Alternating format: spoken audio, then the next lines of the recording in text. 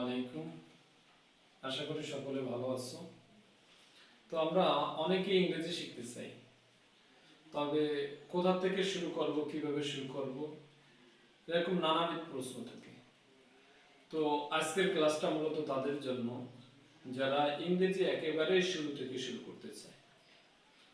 তো আমরা ইংরেজি কথা বলার সময় সবচাইতে বেশি যে সেন্টেন্সটা ইউজ করে থাকি সে সেন্টেন্সটা হলো অ্যাসার্টিভ সেন্টেন্স। অর্থাৎ আমরা কথা বলার সময় সবচেয়ে বেশি অ্যাসার্টিভ সেন্টেন্সটাই ব্যবহার করে থাকি। তো আমরা একটা স্ট্রাকচারের মাধ্যমে অ্যাসার্টিভ সেন্টেন্সটা বিস্তারিতভাবে শিখব। তো আমাদের যদি অ্যাসার্টিভ সেন্টেন্স গঠন করতে হয় তাহলে আমাদের যে স্ট্রাকচারটা ফলো করতে হবে সেটা হলো verb plus subject plus verb plus object. অর্থাৎ প্রথমে সাবজেক্ট, এরপরে ভার্ব বসাইতে হবে, এরপরে অবজেক্ট বসাইতে হবে। তো এখন আমরা যেহেতু একেবারে শুরু থেকে শুরু করতেছি, আমাদের সাবজেক্ট সম্পর্কে পরিষ্কার ধারণা নেই। এর জন্য সাবজেক্টটা কি? সাবজেক্টটা হলো বাক্যে যার সম্পর্কে কোনো কিছু বলা হয়, বর্ণনা করা হয়, সেই হলো ওই বাক্যের সাবজেক্ট। এরপর আসলে ভার্ব। ভার্বটা কি? ভার্ব হলো ওই শব্দ যে শব্দ দ্বারা কোনো কাজ করা বা হওয়া বোঝায়। যেমন আমি কয়েকটা উদাহরণ দিই, এখানে উদাহরণ দিয়ে আছে। যেমন রিড মানে পড়া, রাইট মানে লেখা, সি মানে দেখা। এইভাবে স্লিপ মানে ঘুমানো, কোনো কাজ করা, হওয়া ইত্যাদি বোঝাবে যে ওয়ার্ড দ্বারা, সেটাই হলো ভার্ব। অর্থাৎ সেন্টেন্সটা যার সম্পর্কে বলা হবে সে হলো সাবজেক্ট। এরপরে সেন্টেন্সটা অর্থাৎ সাবজেক্ট যে কাজ করবে সেটা হলো ভার্ব। এরপরে অবজেক্ট। অবজেক্টটা চেনার একেবারে সোজা নিয়ম হলো ভার্বকে আমি কি এবং কাকে দ্বারা প্রশ্ন করব, যে উত্তরটা পাবো সেটাই হলো অবজেক্ট। যেমন একটা উদাহরণের মাধ্যমে আমি আর একটু ক্লিয়ার বোঝাইতে চেষ্টা করি। রনি বই পড়ে। আচ্ছা, এখানে সাবজেক্টটা কি?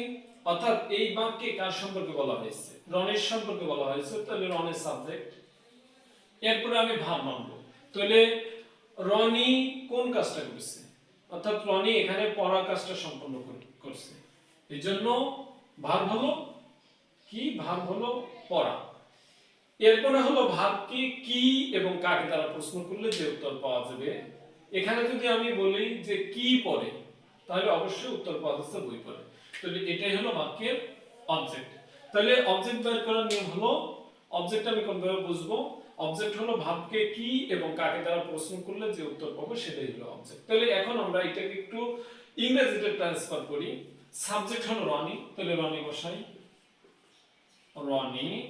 আচ্ছা, এরপরে হলো ভার্ব। ভার্ব কি? ভার্ব হলো পড়া, পড়ে। তাহলে পড়া ইংরেজি কি? রিড। এরপরে আমি বলছি রনি রিডস, তাহলে কি পড়ে? ভার্বকে কি দ্বারা প্রশ্ন করলে উত্তর পাচ্ছি বই পড়ে। বই ইংরেজি বুক। তাহলে রনি বই পড়ে। এরপরে এইভাবে আবার আরেকটা সেন্টেন্স দেখাই, আমি ভাত খাই। আচ্ছা, এই বাক্যতে কার সম্পর্কে বলা হয়েছে? আমার সম্পর্কে বলা হয়েছে, তাহলে আমি এই বাক্যের সাবজেক্ট। আচ্ছা, এরপরে ভার্ব কি? ভার্ব সাবজেক্ট যে কাজটা সম্পন্ন করবে, যে ক্রিয়া করবে। তাহলে সাবজেক্ট এখানে কোন কাজ করে? সাবজেক্ট খাওয়া কাজ সম্পন্ন করে। তাহলে ভার্ব হলো খাওয়া। আচ্ছা, এরপরে আমি বলছি ভার্বকে কি এবং কাকে দিয়ে প্রশ্ন করলে যে উত্তর পাওয়া যাবে সেটা হলো অবজেক্ট। তাহলে কি খায় যদি বলি? ভাত খায়, এটা হলো অবজেক্ট। তাহলে এটা আমি ট্রান্সফার করে দেখি, তাহলে কি? আমি ইংরেজি আই এবং খাওয়া ইংরেজি হলো ইট, আই ইট। এবং কি খাই? ভাত খাই, ভাত ইংরেজি রাইস। তাহলে এইভাবে আমরা খুব ইজিলি অ্যাসার্টিভ সেন্টেন্স গঠন করতে পারি। এইভাবে আমরা যে কোনো সেন্টেন্সই গঠন করতে পারি। যেমন আমি যাই, তাহলে এখানে সাবজেক্ট আমি, এরপরে যাওয়া ইংরেজি দিয়ে আছে গো। অথবা আমি আসি, তাহলে আমি ইংরেজি আই, আশা ইংরেজি কাম। তাহলে এইভাবে আমরা অ্যাসার্টিভ বহু সেন্টেন্স গঠন করতে পারি এই স্ট্রাকচারটা ফলো করে। তাহলে যেমন আমি আরেকটা বোঝাই, রনি চিঠি লেখে। তাহলে এই বাক্যের সাবজেক্ট হলো রনি, কারণ রনির সম্পর্কে বলা হয়েছে, এবং রনি কোন কাজটা করেছে? লেখা কাজ সম্পন্ন করেছে। এই জন্য রনি রাইটস, এরপরে কি লেখে? চিঠি লেখে, অবজেক্ট। তো এইভাবে আমরা কি করতে পারি? অ্যাসার্টিভ সেন্টেন্স গঠন করতে পারি। তো আমরা কথা বলার ক্ষেত্রে আরেকটা সেন্টেন্স সচরাচর ব্যবহার করে থাকি, সেটা হলো অনেককে আদেশ করে থাকি, আবার অনেককে নিষেধ করে থাকি। কোন কাজ করতে আদেশ করে থাকি, আবার নিষেধ করে থাকি। যেমন বাড়ি যাও, বাড়ি যেও না, তারপরে খাও, খেও না, পড়ো, পড়ো না।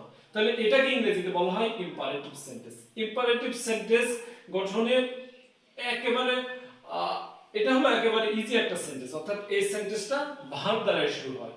যেমন বললাম যে তুমি পড়ো, তুমি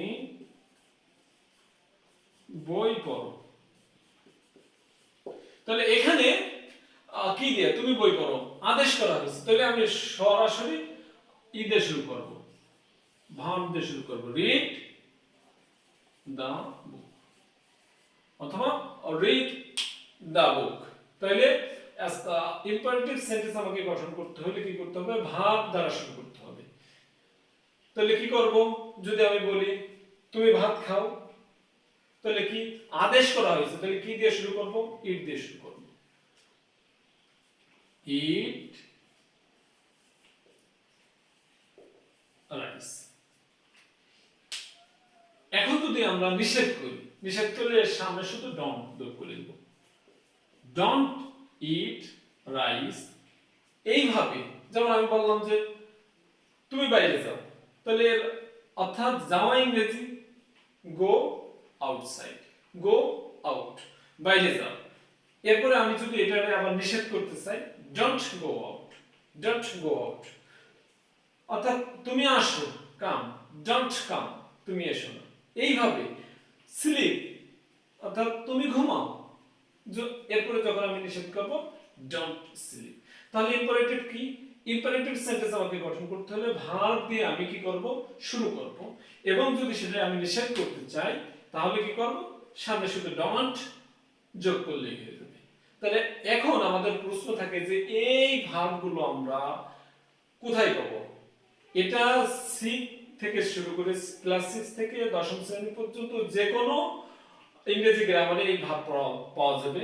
অর্থাৎ এখান থেকে রাইট ফর্ম অফ ভার্ব পাওয়া যাবে, এখান থেকে কিছু ভার্ব মুখস্থ করে, অথবা আমরা মোবাইলে ডিকশনারি থেকেও যে যাওয়া ইংরেজি কি, খাওয়া ইংরেজি কি, ইত্যাদি ইত্যাদি, এইভাবে আমরা এইগুলো সার্চ করে বের করে আমরা এই সেন্টেন্সগুলো এইভাবে গঠন করতে পারি।